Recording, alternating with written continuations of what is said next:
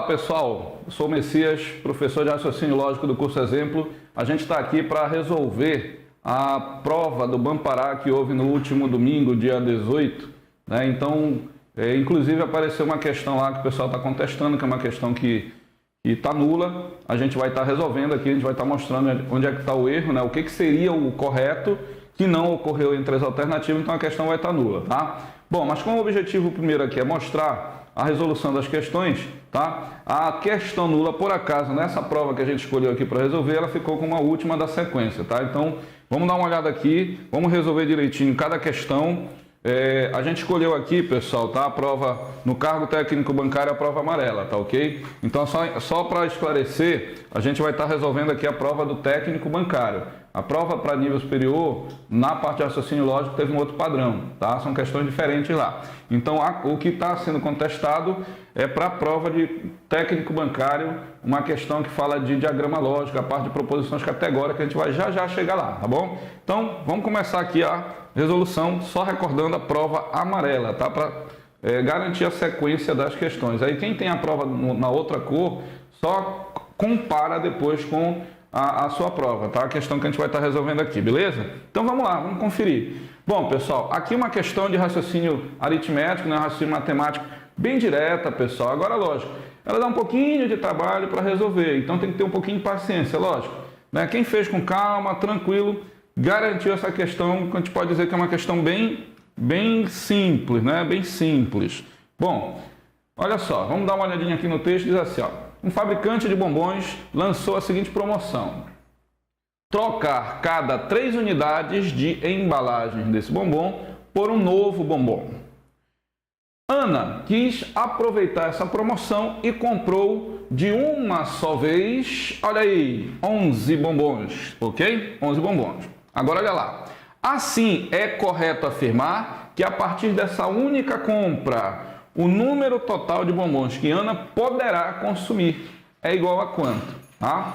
Bom, pessoal, é o seguinte. Então, o mínimo que ela vai consumir é 11, beleza? Só que isso nada te ajuda aqui, ó. Não tem alternativa para eliminar. Às vezes a gente usa esse recurso para ganhar um pouquinho de tempo, ficar testando até às vezes a alternativa. Mas vamos aqui, pessoal. Qual é a ideia? A ideia é mais ou menos assim. Eu tenho aqui, portanto, 11 bombons, correto?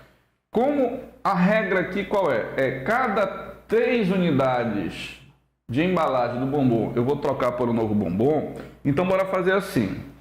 A gente vai pegar essas 11 aqui e vai separar em 3, 3, 3 e 2, ó, formando, portanto, os 11 bombons. Tá? Por que eu separei isso? Para acompanhar a regra. Então, vou mostrar aqui para vocês uma forma bem detalhada para você chegar no resultado sem problema.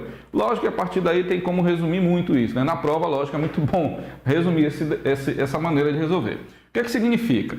Diz a regra, diz a questão que cada 3 embalagens eu ganho um novo bombom. Então quer dizer o quê? Que no primeiro grupo de 3 bombons eu ganhei 1, no segundo grupo eu ganhei mais 1 e no terceiro grupo eu ganhei mais 1, correto? Nesse grupo aqui, ó, como são só 2 bombons, eu não ganhei nenhum. Então, o que eu vou fazer? Eu vou tirar esses 2 bombons aqui e vou fazer assim, ó, vou deixar bem aqui. Eu tenho 2 bombons disponíveis ainda. Se eu conseguir mais um bombom, eu posso, então, continuar a regra, tá? O que aconteceu, então? Nesse momento, ó, 3 bombons, 3 bombons, 3 bombons, eu ganhei mais 3 bombons. Ou seja, com aqueles 2 que tinha sobrado, eu passo a ter, né? Ou seja, com esses 3 que eu tenho, mais os 2 que sobraram, eu passo a ter 5 bombons, tá?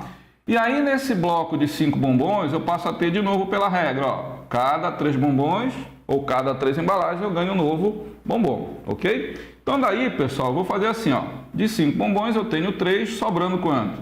2. O que aconteceu, então? Esses 3 aqui, eu ganhei um novo bombom, perfeito? De novo, esses 2 bombons aqui, ó, vamos ficar esperando a vez. Vamos jogar para cá. Então, eu tenho 2 bombons sobrando. E nesse momento, depois que eu consumi esses 3 bombons aqui, eu ganhei mais um bombom. Perfeito? Conclusão. Eu passo a ter 3 bombons. Ok? E nesse momento, eu vou consumir os 3 bombons ganhando, portanto, 3 embalagens, e por essas 3 embalagens eu ganho mais um bombom, perfeito? Sendo que agora, ó, como eu só tenho um bombom, eu vou ter só uma embalagem, então não vou poder mais trocar, perfeito? A partir daí, pessoal, bora ver o que foi consumido. Vamos ver o que é o total aqui então, ó. Vamos considerar aqui, ó, do primeiro bloco de 11 consumiu 3, 3, 3, beleza? Vamos somar aqui, ó, 3, mais 3, mais 3, ok? Tinha sobrado 2. Como ganhou aqui, ó, 3 bombons, passou a ter 5 bombons. Desses 5 consumiu 3. Então vamos aqui, ó, mais 3. E aí ganhou um novo bombom. Juntando com aqueles 2 bombons, ó, passou a ter 3 bombons, pronto, mais 3 bombons. E consumiu esses 3 bombons, ganhando mais um bombom. Pronto, ó. Então, isso aqui é o total de bombons que a Ana pode consumir, perfeito? Então tem lá 1, 2, 3, 4, 5 vezes o 3, que dá 15, mais 1. Né? Então aqui eu tenho um total de 16 bombons. Então, na questão número 11 da prova amarela, você vai lá e marca a letra B, né? Então tá aí a solução do problema número 11, conferido aqui com bastante detalhe para você perceber, né? Quem usou qualquer outro recurso, que como eu disse, pode ser um pouquinho mais rápido, também vai conseguir chegar nesse resultado. Mas o objetivo aqui era esclarecer com detalhes para vocês como chegar nesse resultado, perfeito? Então confere aí, espero que tenha acertado aí a questão número 11, beleza? Vamos lá, vamos para outra. Agora, pessoal, a gente tem uma questão de regra de 3, tá? Aliás, é uma questão que cai bastante, né? Principalmente por conta disso, ó. Menos de 4 horas, um valor que não é exato aqui, um valor exato. E aqui horas quebradas, ó. Então, tempo quebrado. Então, isso é bem comum na prova dos exatos, tá bom? Vamos dar uma olhadinha aqui no texto. Bora ver como é que acontece a questão, ó. Uma equipe formada por 6 pedreiros constrói um muro com 270 metros de comprimento em 5 horas. Se essa equipe fosse constituída por 8 pedreiros, um muro com 306 metros de comprimento seria construído em quanto tempo? Então é isso aí que ele quer saber, né? O tempo que vai ser construído 306 metros de muro por 8 pedreiros, tá ok? Então é uma questão bem direta mesmo com relação às informações. Vamos dar uma conferida aqui, ó.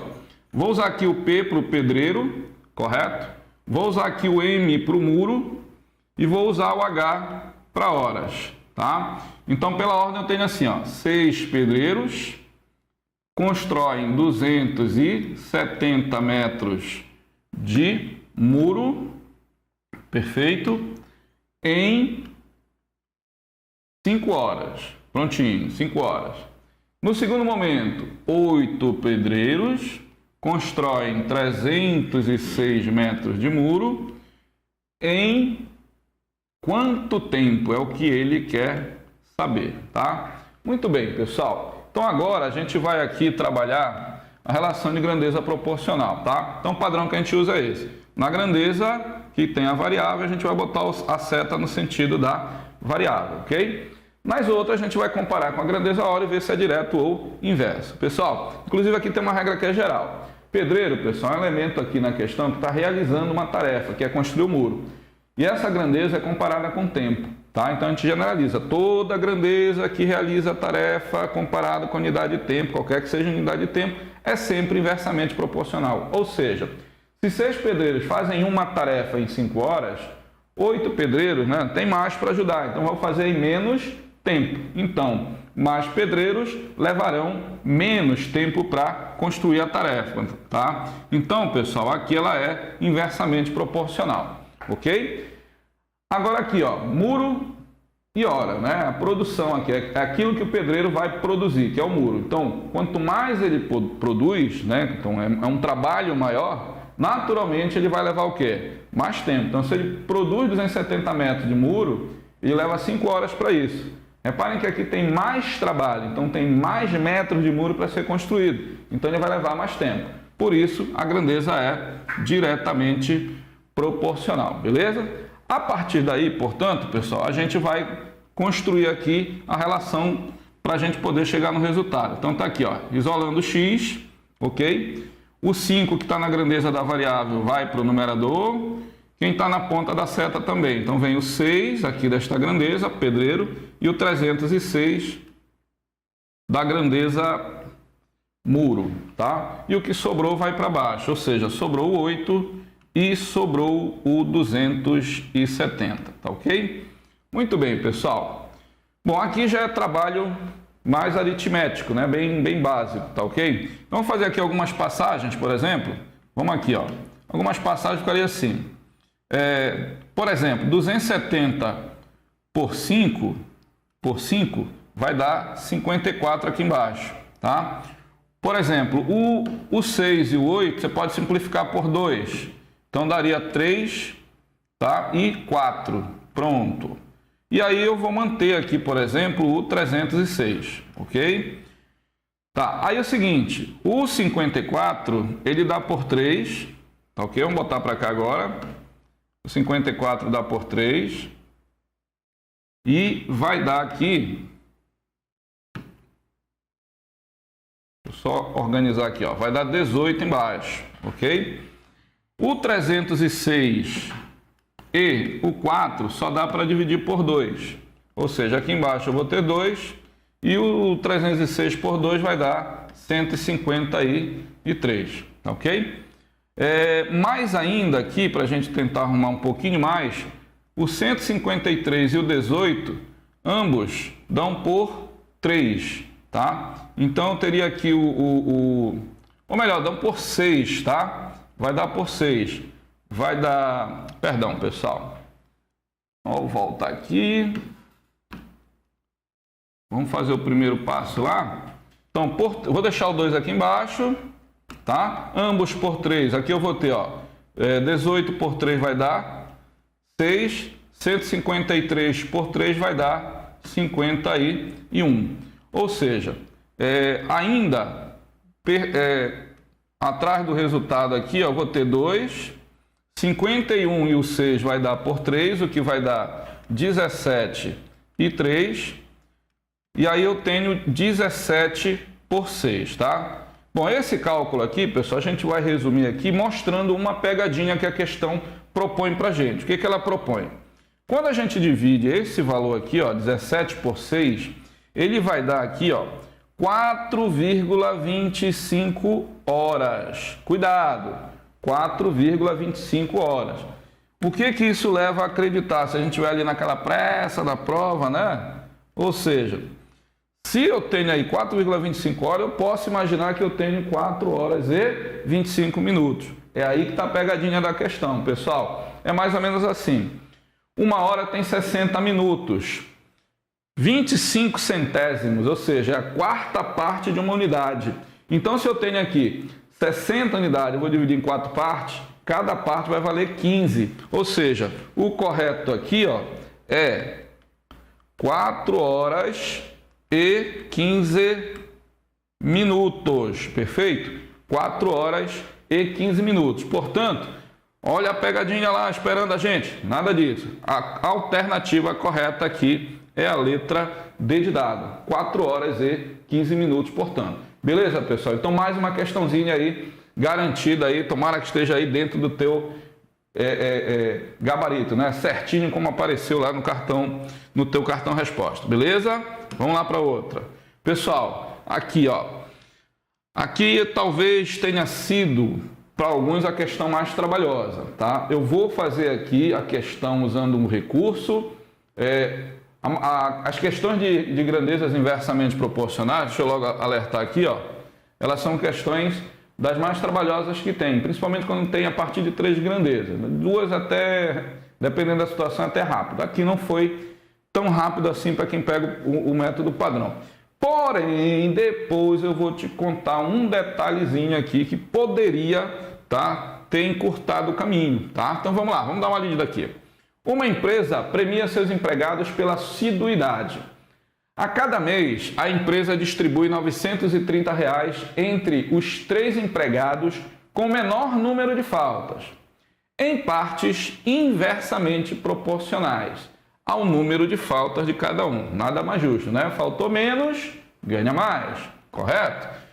Aí diz assim, ó, Diogo, Éder e Fábio. Atenção para cá, ó, Diogo D, Éder E, Fábio F. Vou usar essas três iniciais na nossa resolução. Então lá, Diogo, Éder e Fábio foram os premiados do último mês, com 2, 3 e 5 faltas, respectivamente. Aí ele diz, ó, assinale a alternativa correta. Ele podia ter feito logo uma pergunta direta, seria muito mais rápido, né? Ou seja, eu vou ter que resolver o problema, vou ter que analisar alternativa por alternativa ainda. Perfeito até aí? Tá? Então, pessoal, o que eu tenho de informação aqui, ó? Que os três, vamos dar uma olhadinha aqui, ó. Diogo, o Fábio. Vou botar aqui, então. O Diogo, o Fábio e o Éder juntos receberão R$ 930. Sendo que nós temos aí as grandezas inversamente proporcionais do Diogo, Fábio e Éder, que são 2, 3 e 5, tá? Muito bem. Então, o processo que a gente vai usar aqui é mais ou menos assim. São 3 etapas gerais. A primeira, você calcula o MMC do 2, 3 e 5, correto? Que nesse caso, pessoal, como são números primos distintos, portanto, são distintos, então o MMC é o produto deles, ou seja, vai dar 30, correto? A segunda etapa, pessoal, é aqui que está o segredinho da questão para o que foi proposto na alternativa. Então, depois eu vou mostrar aqui onde está o detalhezinho. Então, a segunda etapa é para você transformar a grandeza inversa em grandeza direta, ou seja, você vai pegar o MMC e vai dividir pelo número de faltas de cada um, então pelas partes inversamente proporcionais, tá? Então seria o 30 por 2, o 30 por 3 e o 30 por 5, tá? Ou seja, a gente vai obter aqui, ó, os valores 15, 10 e 6, correto? Prontinho. O que significa? Que na verdade agora, essa parte que ela é importante, porque você transforma a sua grandeza inversa em grandeza direta. O que significa agora? Que o Diogo tem 15 partes das 930, o Fábio tem 10 e me esqueci o nome do rapaz agora, mas daqui a pouquinho, o Éder, né? Daqui a pouco a gente vê, mas o Éder passa a ter 6 partes, tudo bem? Então olha lá, pessoal, eu só acredito que eu tenha trocado a ordem, então deixa eu só voltar aqui, ó. Deixa eu só anotar tudo de novo. Então, Diogo, Éder e Fábio. A ordem é essa, portanto. Então, anotando tudo de novo, ficaria assim, tá? Rapidinho, ó. Diogo, Éder e Fábio. Perfeito? Diogo, Éder e Fábio. Então, os três têm 930. Aproveitamos para revisar, né? Cada um tem as partes inversamente proporcionais a 2, 3 e 5. E aí, como eu disse, a primeira parte você vai fazer o MMC dessas partes inversas. Como disse, os números são primos, então basta multiplicar. E aí a segunda parte, aqui é o grande segredo da grandeza inversa, é quando você transforma de inversa para direta. Ou seja, você toma o MMC e divide pelo número de partes, tá? Ou seja, 2, 3 e 5. Portanto, pessoal, olha só, eu vou ter aqui 15, 10 e 6, tá? Então, reforçando aqui, eu digo assim agora, ó, que o Diogo tem 15 partes, o Éder tem 10 e o Fábio tem 6, tá ok? Daí, pessoal, a gente pode dizer que no total nós temos aqui, ó, bora somar tudo isso aqui, ó, nós vamos ter 31 partes. Então, isso é o total de partes que vai ser distribuída, que equivale a R$ 930. Ou seja, o terceiro passo é o valor de uma parte. Isso aqui, pessoal, é bacana porque no momento que você tem uma parte, a questão pode fazer qualquer pergunta que você tem como responder. Como é que eu calculo uma parte? É simples, pessoal. Pego o valor real total pelo valor comparativo total, né? Que é o valor proporcional. Então, se você dividir 930 por 31, vai dar exatamente o quê? 30. Ou seja, cada parte vai valer R$30, tá? Ou seja, o Diogo, que tem direito a 15 partes, vai ganhar, portanto, 15 vezes o valor de quanto? De R$30. Então, vamos para cá, olha lá. O Diogo tem direito a 15 vezes 30, que é 450. O Éder tem direito a 10 vezes 30, que é 300, correto? E o Fábio, finalmente, tem direito a 6 vezes 30, que é 180. Então, pronto, ó. Bem aqui, pessoal, eu tenho os valores que cada um deles tem direito a receber. Bom, a partir daí, eu preciso, portanto, fazer a minha análise de alternativa, tá? Bom, para a gente voltar para lá, eu quero que vocês atentem para essas duas informações aqui, que elas são bem interessantes, ó. O Diogo tem direito a 10 partes e o Éder tem direito a 10 partes, né? O Diogo, 15 partes e o Éder a 10 partes, perfeito? Isso aqui eu vou levar em consideração daqui a pouquinho, tudo bem? Então vamos voltar lá, pessoal. Vamos fazer o seguinte. Na nossa solução, portanto, o que estava lá determinado? Que o Diogo tem 450, que o Éder tem 300 e o Fábio tem 180, tá? Então, bora dar uma analisada aqui rapidinho. Na letra A, está dizendo que o Diogo recebeu um prêmio de R$ 186, ó. Não é correto. Na letra B, ó, Éder recebeu um prêmio de R$ 325, também está errado. Na letra C, Éder recebeu um prêmio de R$ 270. Aqui o valor é 300, né? Está errado de novo. Estão forçando aí com Éder, tá? Muito bem, pessoal. A questão agora vem para cá.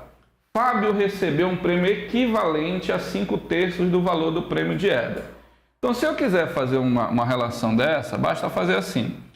Se o Fábio tem 5/3 do valor do Éder. Olha, quanto o Éder recebeu? O Éder recebeu 300. Então, 5/3 vezes 300, tá? Ou seja, 300 por 3 vai dar 100. Portanto, 5 vezes 100 daria 500. Confere lá, pessoal. O Fábio, né? O Fábio ganhou, portanto, R$500? Não, né? Olha lá. O Fábio recebeu um prêmio equivalente a 5/3 do prêmio de Éder, tá? Então, pelo cálculo, tá errado. Mas eu vou te dizer mais ainda, tá? Mais ainda. Apaga isso aqui um instantinho. Você que já observou tudo. Olha só uma situação totalmente analítica. Pessoal, o Fábio recebeu 5/3 do prêmio do Éder, significa o quê? Se é 5 de 3, significa que tem mais do que é a unidade. Significa que Fábio receberia mais do que Éder. Se você observar, Fábio tem 180, Éder tem 300. Está errado, né? Se Fábio tem menos do que Éder, não tem como ele ter 5/3. Então não é a letra D. Logicamente, na hora da prova, você não ia nem contestar mais, direto você já iria para a letra E. Perfeito? Bom, mas você pode fazer a continha aqui, por exemplo. Diogo recebeu um prêmio equivalente a 3/2 do valor de Éder. Um caminho é esse, ó. O Diogo recebeu 3/2 do valor de Éder, que é 300 de novo, ó.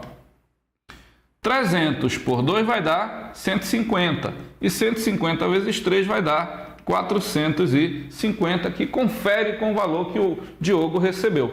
Estão confirmando aí a letra E, perfeito? Agora, pessoal, vai aqui um parênteses rapidinho, ó. Dá uma olhada. Qual é a razão do que o Diogo ganhou e que o Éder ganhou? Lembra que eu falei ainda agora que o Diogo tinha direito a 15 partes e o Éder a 10 partes, tá? Olha só, quando eu simplifico, logicamente aqui por 5, no final aqui vai dar, ó, 3 e 2. Exatamente a fração que a letra E está propondo. Ou seja, essas alternativas que propõem comparação, não necessariamente você tem que saber o valor real, tá? Então, provavelmente o elaborador pensou um pouco nisso, né? Naquele candidato que fosse lembrar desse detalhe. Quando você tem que comparar, não precisa do valor real. É só ver quantas partes, tá? Cada um teria direito lá naquela divisão. Tudo bem, então? Beleza? Então, ficou aqui a letra E na questão número 13. Prontinho. Então, até aqui, pessoal, nós tivemos as questões mais voltadas para o lado matemático, né? Para o raciocínio matemático. Tudo bem? Agora, pessoal, vamos dar uma olhadinha aqui, ó.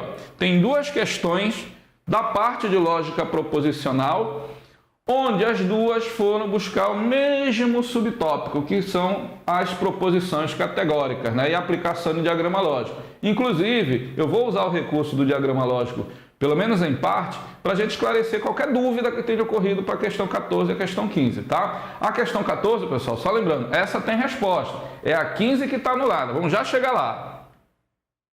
Segura aí. Olha lá, pessoal. Considere a proposição toda luz brilha como verdadeira. Olha o que o elaborador disse. Ele está dizendo que ela é verdade. Quem sou eu para discutir? Comando de questão a gente vai lá e obedece, né? A gente quer passar. Vamos lá. Dessa forma é correto afirmar o quê? Vamos lá. Então, eu vou para o meu desenho aqui do toda luz brilha. Então, vamos fazer assim. Bem aqui eu tenho o conjunto da luz, tá? Então, todas as luzes estão nesse conjunto aqui, beleza? Qualquer tipo vai estar aí nesse conjunto. Aí eu pergunto, quantas luzes brilham? Aí o problema é bem claro, né? Ele diz toda, é um quantificador universal positivo. Significa o quê? Que o conjunto luz está totalmente dentro do outro conjunto que segue. Ou seja, dentro do conjunto das coisas que brilham, correto? Então eu tenho aqui, graficamente, usando o meu diagrama lógico, toda luz brilha. Perfeito? Bom, agora a gente vai analisar. Vamos lá. Alguma luz brilha é uma proposição necessariamente verdadeira. Essa é a letra A. Alguma luz brilha. O que está dizendo aqui? Ó?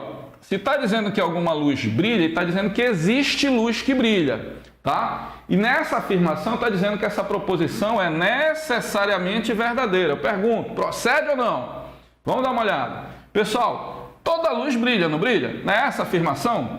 Correto? O que acontece então? Aqui dentro, pessoal, tem luzes, né? Um conjunto de luzes, até formar todas elas. Mas se eu pegar a condição de existência, é correto, pessoal, porque embora todas as luzes brilhem, mas tem uma ou outra lá que também brilha, até compor todo o conjunto. Resumindo a história, onde tem toda a luz que brilha, sempre tem alguma luz que brilha. Tá correto, pessoal? O que significa, então? Que alguma luz brilha é uma proposição necessariamente verdadeira? É correto. Portanto, já é a letra A na questão 14, perfeito? Bom, mas para tirar qualquer dúvida, vamos analisar as outras, né? De repente, mas eu fiquei ali na dúvida, na C, na D, alguma... Bora fazer o seguinte, bora lá. Aqui na B está dizendo assim, alguma luz não brilha. É uma proposição necessariamente verdadeira. Pessoal, tá errado. Essa daqui tá feio o negócio para ela, olha lá. Todas as luzes brilham? Eu não falei ainda agora, é quantificador o quê? Universal. Se é um quantificador universal, se é verdade que toda luz brilha, então não existe luz que não brilha. Ou seja, não pode dizer que tem alguma luz que não brilha. Não posso dizer que é uma proposição o quê? Verdadeira. Aliás, eu posso garantir para ti que ela é uma afirmação obrigatoriamente falsa para essa proposta aqui. Perfeito? Então a letra B está errada. A outra, pessoal, bem aqui, ó. Nenhuma luz brilha é uma proposição necessariamente verdadeira. Aqui viajou pesado, né? Veja, se todas as luzes brilham, como é que em algum momento nenhuma luz vai brilhar? Não existe isso. Isso aqui é a verdade da questão, ó. Toda luz brilha, então não vai ter luz que não brilhe, nenhuma luz brilhar, isso aqui é absurdo, né? Tudo bem? Então isso não procede. Letra D. Alguma luz brilha é uma proposição verdadeira ou falsa? Essa daqui é para a galera que fica em cima do muro. Pessoal, o que foi que a gente já decidiu? Alguma luz brilha, está aqui a resposta correta, é uma proposição necessariamente o quê? Verdadeira. Eu não posso ficar em cima do muro. Alguma luz brilha é uma proposição verdadeira ou falsa? Não, pessoal, ela não pode ser verdade em algum momento, falsa no outro momento. Ela é sempre o quê? Verdadeira. Então, não há hipótese de ser, não é o campo da hipótese aqui. Aqui é com certeza verdade. Então, a letra D está errada, tudo bem? E a letra E, pessoal, alguma luz não brilha é uma proposição verdadeira ou falsa. Ou seja, cai no mesmo erro da letra B, tá? Ou seja, todas as luzes brilham. Para eu dizer que alguma luz não brilha, para eu avaliar como valor lógico, ela teria que ser apenas o quê? Falsa. E não a hipótese de ser verdadeira. Beleza até aí? Então pronto, pessoal, para esclarecer qualquer dúvida, somente a letra A está correta. Tudo bem, então? Somente a letra A está correta. Muito bem, pessoal. Então, o uso do diagrama lógico, quando você tiver alguma dúvida, ele é bem interessante para você fazer esse tipo de análise, ok? Vamos para outra, olha só como a banca fez. Ela pegou uma e disse que era verdade, né? Ela confirmou. Olha o que a outra apresenta. A negação da proposição todas as crianças são graciosas. De novo um quantificador, tá? Só que agora ele quer a negação, ou seja, como se isso aqui fosse verdade e a gente tivesse que buscar o que fosse falso. Só lembrando que negar não é necessariamente falso, é apenas contradizer, tá? Então vamos bem aqui, pessoal. Vamos para a resposta correta, tá? Não importa o que aconteça aí nas alternativas, eu vou te mostrar logo o que é correto, tá? Para a gente não ficar induzido aí pela alternativa. Veja bem, o que eu quero? Eu quero a negação da proposição todas as crianças são, tá? Quem já assistiu minha aula sabe do esquema. Eu não olho para o não olho para o atributo, crianças e graciosas, porque a tendência é nem mexer aí, tá? Se eu estou falando aqui todas as crianças são graciosas, eu só vou falar de pessoas graciosas e de criança, não vou falar de nada mais, tá? Então o que acontece? Para mim interessa aqui, ó, todos são ou então todos não são, beleza? Então vamos para cá. A ideia aqui é essa, ó. Todas as crianças são graciosas. Então fica um gráfico semelhante ao da questão anterior. Porque eu falei, são duas questões de proposições categóricas na prova, né? Ah, eu estudei categórica. Provavelmente fechou as duas. Eu não estudei categórica. Aí talvez tenha errado alguma lá, tá, pessoal? Por isso a importância de cercar bem o conteúdo. Então vem bem aqui, ó. Todas as crianças são graciosas. Então vou botar bem aqui assim. Aqui o conjunto das crianças, ok? E aqui, pessoal, o conjunto das pessoas que são graciosas. Pronto, ó. Graciosas. Muito bem, pessoal. Só que eu quero negar que toda criança seja o quê? Graciosa. O que significa isso? Para eu negar uma proposição declarada, quando ela é um quantificador universal positivo, no caso é o todo, basta que eu tome uma, veja bem, basta uma, pelo menos uma, e a coloque fora do conjunto final, no caso o conjunto graciosos. Ou seja, a negação de todas as crianças são graciosas é pelo menos uma criança não é graciosa. Alguma criança não é graciosa. E se você for para a alternativa, dá uma olhada aqui, rapaz, olha só. Onde é que tem alguma criança não é graciosa? Não tem, né? Não tem assim, todos os adultos, ixi, para, olha aqui, já está falando de quê? De adulto, tá tudo errado. Foi o que eu falei ainda agora. Se eu tenho aqui os atributos crianças e graciosas, só posso falar dos dois, da relação entre esses dois atributos. Então já está falando de adulto, olha, letra B, falou de adulto, joga fora. Nem olha, já pulou, passa direto. Letra C, adulto de novo, não tem como, galera, tá? Tá tudo errado aí, ó. Então o cara já está aqui no Mamãe Mandou. Vamos dar uma olhada, ó. Algumas crianças são graciosas? Sim, algumas crianças são graciosas, perfeito. O problema é que ele quer que eu negue que a criança seja o quê? Graciosa. Se ele não negasse, até estaria correta a letra B. Mas ele é muito claro, ele quer a negação. Ele não quer que todas as crianças sejam graciosas. Então tem pelo menos uma que não é. Isso seria a negação, perfeito? Então não é a letra D. E a letra E, pessoal, que foi o que ele colocou lá como a resposta, isso aqui é um absurdo do ponto de vista lógico. Nenhuma criança é graciosa, pessoal. Olha só, isso aí para acontecer, eu teria que tirar todo esse conjunto criança do conjunto graciosa. É mais ou menos eu colocar o conjunto criança aqui fora, ó.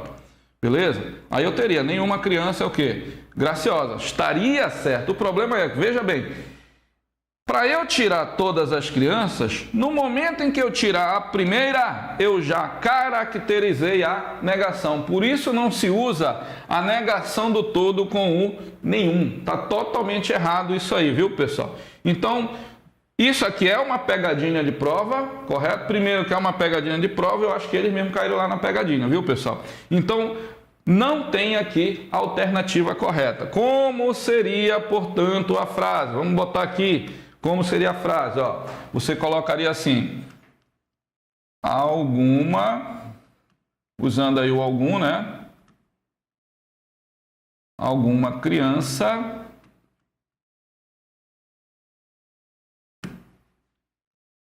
não é graciosa, tá? Ou seja, pode ser só uma, mas pode ser mais do que uma. Mas não necessariamente todas as crianças não sejam o quê? Graciosas. A letra E, que é a proposta aí da banca, não procede, viu, pessoal? Então, analise aqui a maneira como a gente resolveu para montar aí o seu recurso, tá? Logicamente, a gente reforça, procure um livro como referência, pode ser, por exemplo, o livro do Henrique Rocha, o livro do Fabrício Mariano, então tem alguns autores, né? E ainda bem, né? São autores que fizeram livros direcionados para concurso, isso aqui é o que é mais interessante, tá ok? Então, pessoal, é bom fundamentar bem, né? Montar aqui, por exemplo, essa maneira que a gente propôs aqui e anexar um conteúdo teórico de determinado autor aí. Tudo bem, pessoal? Bom, uma coisa importante até para complementar, viu, pessoal? Caso você queira reforçar. É assim, a negação de todos são é, algum não é. Seria mais ou menos assim, voltando até para botar no tempo certo. A negação de toda criança é graciosa é alguma criança não é graciosa. Acabou, não tem para onde ir, tá? Aí a volta, como é que é, Messias? A negação de alguma criança não é graciosa é para cá. Toda criança é graciosa, ou seja, o todo é, nega com algum não é. O algum não é, nega com todo é. Acabou. Por isso que eu falei, não mexe no atributo, deixa ele quietinho lá. A brincadeira não é com atributo, é com quantificador e como eles vão ser interligados, né? Como os atributos são interligados, beleza? E se eu tivesse assim, Messias, como é que a negação de nenhuma criança é graciosa? É muito simples. Se nenhuma é, para negar basta dizer que alguma é. Tudo bem? Ou seja, é o que eu tenho aqui? Eu tenho aqui alguma criança graciosa? Não é o que eu tenho todas. Perfeito? Então, nem por um caminho e nem pelo outro eu teria aqui uma alternativa correta, tá? Então, finalizando aqui para ficar aquele quadradinho bem bacana, tá? É assim. A negação de toda criança é graciosa é alguma criança não é graciosa.